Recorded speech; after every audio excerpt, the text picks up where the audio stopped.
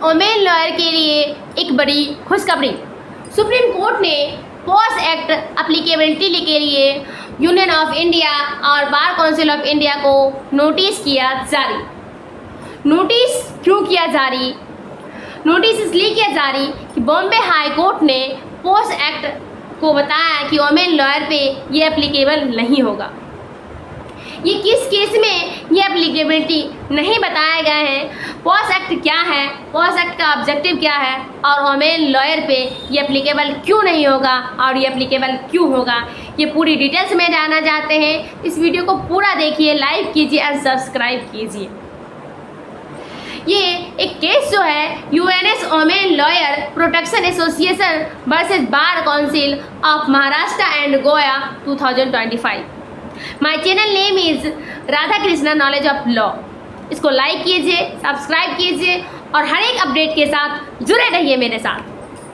मैं बताना चाहूँगी, महाराष्ट्र हाई कोर्ट ने बताया कि पॉस एक्ट जो है ये prevention of sexual harassment of women at work place act 2013 का जो ये एक्ट है, वो वुमेन वर्क प्लेस पे हरासमेंट का जो एक्ट है, ये वुमेन लॉयर पे एप्लीकेबल नहीं होगा।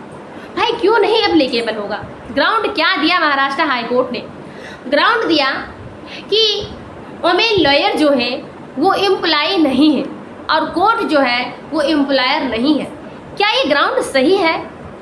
नहीं, ये ग्राउंड सही नहीं है, क्योंकि ये पॉस एक्ट जो है prevention of sexual harassment of women and work place act 2013, इस एक्ट का ऑब्जेक्टिव जो है वुमेन वर्क प्लेस पे जो घर से काम करने के लिए, वो हर एक महिला जो घर से काम करने के लिए निकलती है, चाहे वो किसी भी क्षेत्र में काम क्यों ना करे, वो सारे वुमेन पे ये पॉस एक्ट एप्लीकेबल होगा।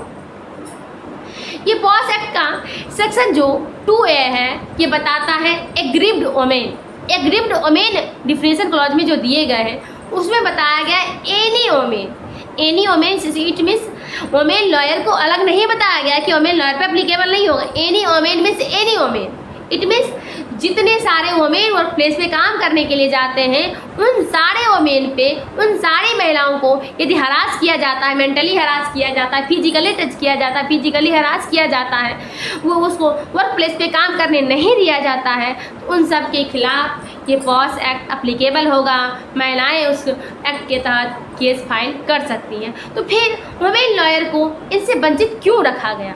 वुमेन लॉयर को वंचित महाराष्ट्र हाई कोर्ट ने क्यों रखा?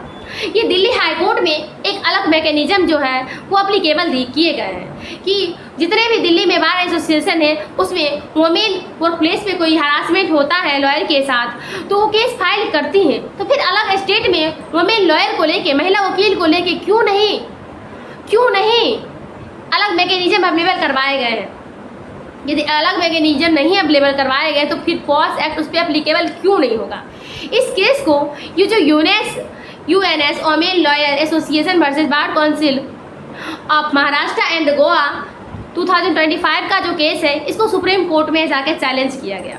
आर्टिकल 32 के तहत रिट पिटीशन फाइल किया गया, जो कि Seema Joshi versus bar council of India 2025 का ये केस है, जो कि अभी हमारे ऑनरेबल जस्टिस बीवी नागरत्ना एंड आर महादेवन जी के जस्टिस बेंच में लिस्टेड है।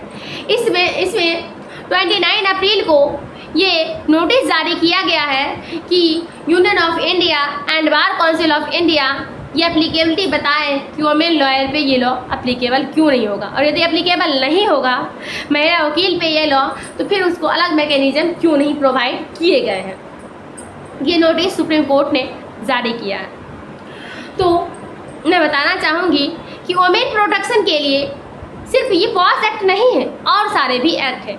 पॉस्को एक्ट है एंड अलग भी SC ST एक्ट भी है, जो कि निचले तबके के जो भी जातियाँ हैं उनको प्रोटेक्शन के लिए बनाए गए हैं। एंड डॉडी प्रोविजन एक्ट है, वो भी बनाया गया है, और ये पॉस एक्ट भी है। इन सारे एक्ट का मिसयूज भी होता है। अभी ज़्यादातर देखेंगे कि केस फाइल होता है, उसमें 50% केस जो है मिसयूज़ किया जा रहा है इन एक्टों का। तो फिर सुप्रीम कोर्ट का एक मानना ये भी ना हो जाए कि पॉस एक्ट का भी वुमेन लॉयर मिसयूज ना करें, कि वर्क प्लेस पे जो भी मेन है वो काम कर रहे हैं उनको गलत तरीके से भी ये पॉस एक्ट के तहत फंसाया जाए। तो हमारी एक लास्ट अपील है हमारी महिला अधिवक्ताओं से, वुमेन लॉयर से, कि आप यदि सुप्रीम कोर्ट ये गाइडलाइन देता है कि इस एक्ट को माना जाए तो इस एक्ट को आप मिसयूज़ ना करें, ताकि आगे भविष्य में सुप्रीम कोर्ट कोई भी ऐसा जजमेंट ना दे वुमेन के प्रोटेक्शन में, फिर आप सब दिन हर एक टाइम एनी टाइम प्रॉब्लम में फेस करेंगे। अपनी राइट को जानिए, अपनी ड्यूटीज़ को फुलफिल करिए और याद रखिए, यदि सुप्रीम कोर्ट, पार्लियामेंट यदि वुमेन प्रोटेक्शन के लिए कोई लॉ बनाता है या जो जाति लुप्त होते जा रही है उसको बचाने के लिए कोई लॉ बनाता है, उसको मिसयूज नहीं करिए।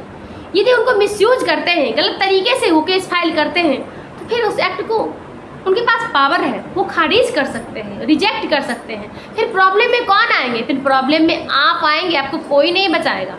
Thank you for today. अपनी राइट को जानिए, अपनी ड्यूटीज को फुलफिल कीजिए। जय हिंद ऑल ऑफ यू।